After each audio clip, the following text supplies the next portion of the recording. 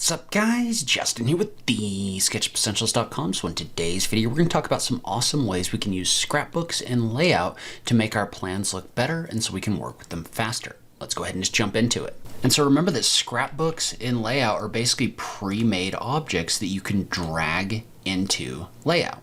So you can use this in order to drag different things in that have been pre-created or created ahead of time in order to add different details or do a ton of different things. You can access them over the scrapbook section of the tray.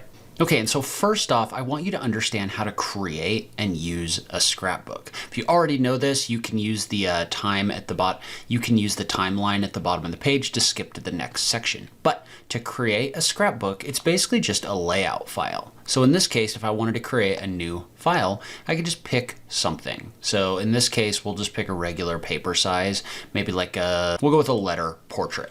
And then if I come in here and I draw on top of this, I can actually save this as a template.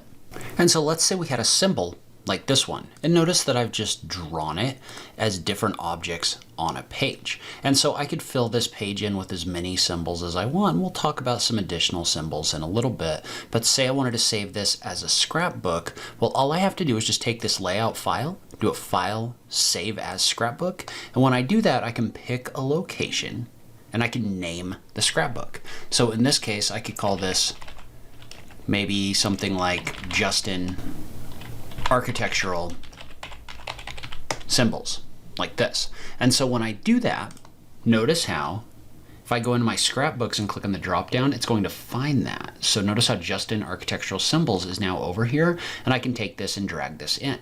Now, one thing I want you to understand is notice how when I drag this in, I'm only getting a part of this object. The reason I'm only getting a part of this object is because I haven't grouped this. So if I take this whole thing, I need to right click and I need to make it a group.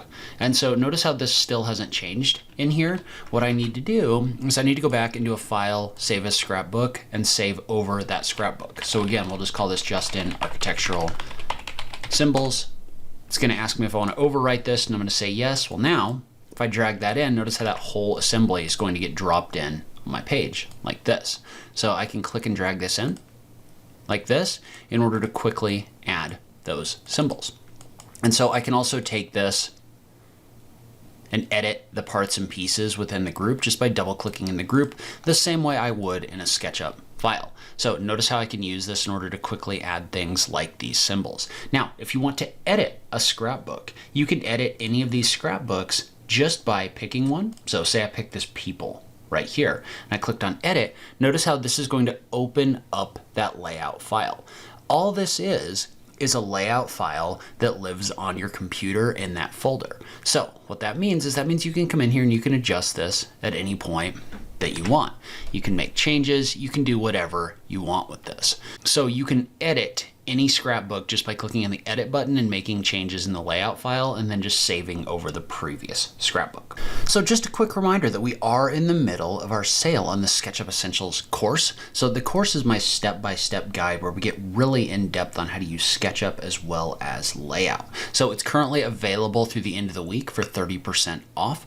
Within the course, you're going to get start to finish instruction on starting with the fundamentals and then building into those more complex functions like doing things like interior design, working with layout, other things like that. In addition, you do also get access to both our community forum and our member calls, where we actually get together and talk about SketchUp live on those calls. Those are a lot of fun and a great place to get your SketchUp questions answered. And then in addition, if you really want to get in depth with layout, it does also include access to the SketchUp Essentials for Architecture, which is going to teach you how to use SketchUp in order to create architectural plans and models. Plus, if you're interested in rendering, it's also got my complete Twinmotion Essentials course contained in there as well. So if you are interested in getting some more in-depth instruction on SketchUp, make sure you check out the course. I will link to it in the notes down below, or you can go to TheSketchUpEssentials.com/course. All right, so let's talk about some fun things you can do with this. So for example, one of the things you can do that people don't really know that you can do is you can import CAD blocks into layout and use them as scrapbooks. So let's say in this case we brought in a letter sheet because we want to basically make this fit as closely on the sheet as possible so you don't have a bunch of like extra space over here. But I've got this collection of vegetation blocks in here. These are basically two-dimensional CAD symbols that I've brought in from this website, cadblocks.net. No, I don't know anything about cadblocks.net. I just Googled vegetation CAD blocks. But what I'm going to do is I'm going to bring this in. So I'm going to do a file, insert, and I've unzipped the file, which is a DWG file, and I'm going to bring that in. And in this case, I'm going to import the model space right here, and we'll go ahead and we'll go with model units, and we'll click on import. Well, what that's going to do is that's going to bring this in, and it's going to basically place that CAD block on this page right here. Now, note that this comes in as kind of a group. And so what that means is that I can't really get to these objects in here, right? Notice how I'm double clicking and it's not letting me bring this in. What I'm going to do is I'm going to explode this group. Now, depending on the speed of your PC and the amount of stuff that you're bringing in, this could take a little while. So the first time I did this, it took a minute or two in order to explode all of this. So we'll come back to this in a second. All right, so now you can see what this did is this kind of exploded this. So now I can kind of select the individual parts and pieces in here by double clicking. So usually what I end up doing with something like this is I delete out everything I don't need. So I'm just going to right click on this and I'm going to ungroup it. And I'm going to pick up as many of the parts and pieces as I can. So in this case, this is still grouped. So I'm going to ungroup it until I can see these kind of like individual things. But then I'm going to delete out all the extra stuff, like this grid, for example. Don't really need it. So I'm just going to delete it like this. I've also got a text item in here that I'm going to delete out. But now, if I was to take this and I was to save it, I'm going to do a file, save as scrapbook. But we're just going to call this Justin Landscape Symbols. Right here, notice how those landscape symbols are going to show up in my dropdown right here. And so notice how these are really small, so you can't really see them very well. So I can still drag them in, right? And they work fine when placed with my when placed on my sheet. And so one thing that you might do is instead of having all of these on one page, what you could do instead is you could add multiple pages in here. So for example, because you might have noticed that some of these are like nested. Well, they're nested if there's multiple pages in the layout file. So in this case, what I might do is I might create a new page and just call it Landscape Symbols 1. Create another one, call it Landscape Symbols 2. Like this. And you could keep going, but for this video, we'll just leave it at that. And then we'll take just a few of these. We're going to cut them. Or we're going to put them on Landscape Symbols 1. Or we'll just kind of align it right here. And we're going to make this page size smaller so that these look bigger. But we're going to go back over here and we're just going to take some more of these and put them on Landscape Symbols 2. And I'm not going to do all of these just because this is a lot of symbols and that doesn't really help us with what we're trying to do right here. But then I might even delete out this page 1 so that I only have these landscape symbols.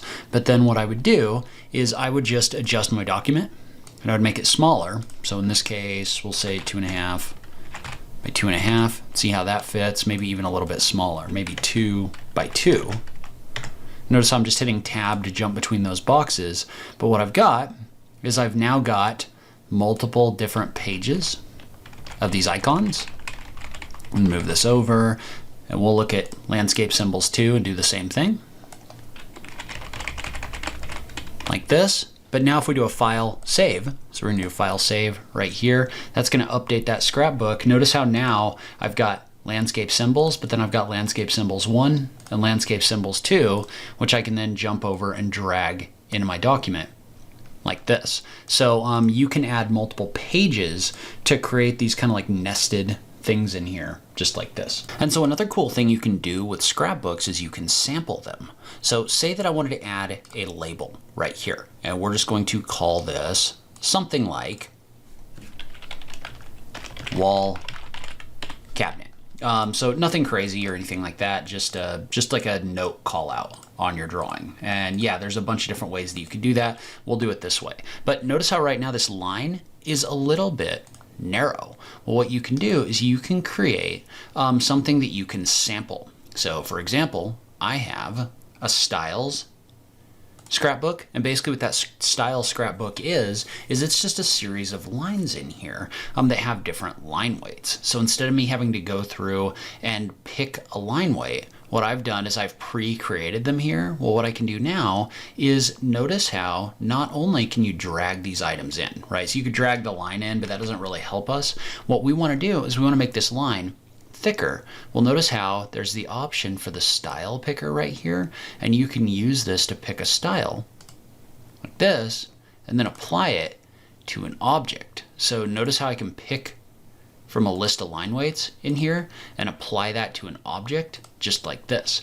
So you can preset or pre-create styles and then sample them and apply them to your drawings. And so another cool application of this is not only can you create style scrapbooks with things like line weights, you could also create style scrapbooks with things like fonts. So notice how if I save this as a fonts right here, I can pick any of these fonts and then apply them to text inside of layout. So say I wanted to switch between some of these different fonts just to see how they're going to look. Notice how I can just sample them and bring them in. I'm not really a massive fan of using this list right here, only because there's a lot of stuff in here that you have to pick from. Here I can just kind of like curate my own fonts in here like this, and then just pick from them from a stylistic standpoint for setting up my plan. So depending on what fonts you want to use, things like that, you can use a font scrapbook like this one. And so another thing you can do with scrapbooks is you can save things like your collection of sheet notes. And so these are just kind of some random notes that I threw together, but if you had like structural notes, you could group those and save them to a scrapbook, or regular sheet notes or anything like that. And then you can just bring them in using scrapbooks. So for example, if I find this, which I've currently got under sheet notes right here, and I drag this in, notice how I've got this sheet note already pre-made and pre-set up. So if you have notes that you use a lot or other things that you use a lot, you can use scrapbooks in order to generate those. And so another idea I really like is, whilst layout does have pattern fills and hatch patterns in here, digging through this in order to find those patterns can be really kind of annoying. What you could do instead is you could set up a file with a series of rectangles on them like this and put the hatch patterns that you usually use. So just say that these were the hatch patterns you usually use. Well, then you could use that sample function in order to pick them and apply them to objects really quickly. So what that does is that gives you really fast access to just the hatch patterns that you usually use. Like if you use like a CMU pattern or something like that, or a plywood pattern a lot, you could put them in here and you could use this to apply that to shapes and objects really quickly. And so this can also get interesting with things like electrical symbols. And in this case, I downloaded these from cadblock.com, another website that I know nothing about other than it has electrical symbol CAD blocks that you can download. But in this case, you could bring these in. And again, because they're DWG, it's really easy. You could just kind of size them on a sheet like this and just save them as electrical symbols. And notice how if you resize the window in layout, these get bigger too, but you could bring these in and drag them onto your plan just like this. So you can use this in order to quickly add like electrical symbols and things like that. And you could drag the fonts or the text in here as well, just depending on what you want to do. But you can use this in order to create collections of symbols that are more custom like this. And then one other application that I think is cool, and I'm going to show this as an example. You don't need to buy these, though you can definitely check them out at on Matt Downley's site. But these are detail scrapbooks that Nick SONDER uses, and basically he creates these really awesome three-dimensional details of the way things should be built that you can bring into your plans. And so if you build these details and then bring them in, you can save them as scrapbooks and just drag them in. And so this is a really cool application because you can pre-create these details and then drag them in, which is super cool. So if you want me to go more in depth on something like this, let me know in the comments down below, but this is a really interesting application to me. So that should give you a really good idea of how to utilize scrapbooks inside of your SketchUp models. If you have any questions, feel free to leave them down below. If you do want to learn more about how to use SketchUp for architectural modeling, make sure you check out my course, which is on sale through the end of the week. But as always, thank you so much for taking the time to watch this, and I'll catch you in the next video. Thanks, guys.